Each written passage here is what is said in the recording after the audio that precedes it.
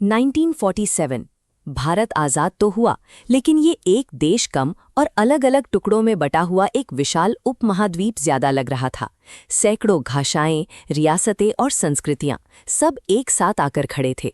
इतनी विशाल आबादी को बिना किसी केंद्रीय नियम कानून के एक सूत्र में बांधे रखना और देश को बिखरने से रोकना लगभग एक असंभव काम था।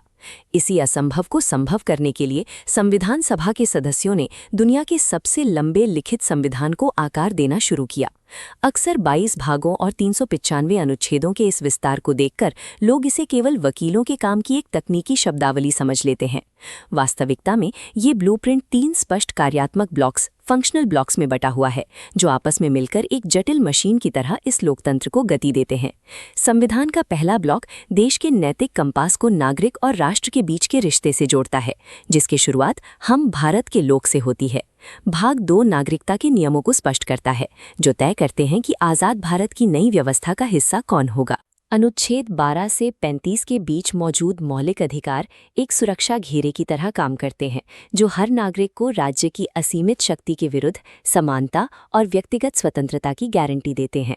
सरकारों के लिए नीतियां बनाने का नैतिक रोड मैप भाग 4 में दिया गया है, जबकि भाग 4A उन बुनियादी कर्तव्यों को रेखांकित करता है जो नागरिकों से अपेक्षित हैं। ये पूरा ढांचा सुनिश्चित करता है कि राज्य का अस्तित्व केवल जनता के अधिकारों की रक्षा और उनके कल्याण के लिए है। अधिकारों को धरातल पर उतारने के लिए संविधान का दूसरा ब्लॉक प्रशासनिक मशीनरी खड़ी करता है।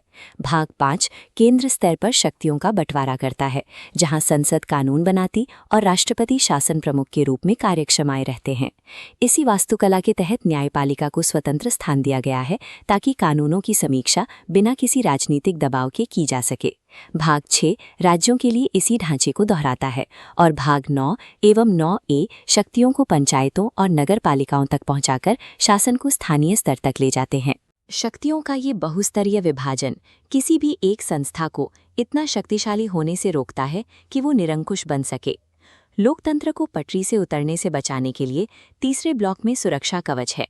भाग 15 चुनाव आयोग जैसी स्वतंत्र संस्थाओं को शक्ति देता है, जो सुनिश्चित करती हैं कि सत्ता का परिवर्तन शांतिपूर्ण मतदान के जरिए हो।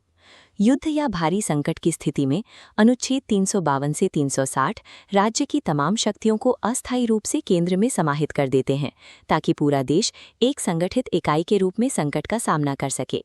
संकट के समय भी अधिकारों का ये अस्थायी नियंत्रण संविधान के ही पूर्व निर्धारित नियमों के अधीन होता है, जो इसकी कानूनी मजबूती को दर्शाता है। इस पूरे ढांचे को समय के साथ प्रासंगिक बनाए रखने के लिए भाग 20 का अनुच्छेद 368 मौजूद है। ये वो प्रक्रिया है जिसके जरिए 1950 का मूल ढांचा इंटरनेट और आधुनिक कराधान जैसी नई चुनौतियों के अनुसार खुद को अपडेट कर पाता है। अपनी मूल आत्मा को बचाए रखते हुए निरंतर विकसित होने की इसी क्षमता के कारण इसे एक लिविंग डॉक्यूमेंट कहा जाता है। जब आप इस 395 अनुच्छेदों के ब्लूप्रिंट को समझते हैं, तब आप केवल एक नागरिक नहीं, बल्कि एक सजग संचालक बनते हैं, जो जानता है कि व्यवस्था को जवाबदेह कैसे रखना है। इसी समझ के साथ लोकतंत्र की वास्तविक शक्ति जनता के हाथों में आती है। संविधान को विस्तार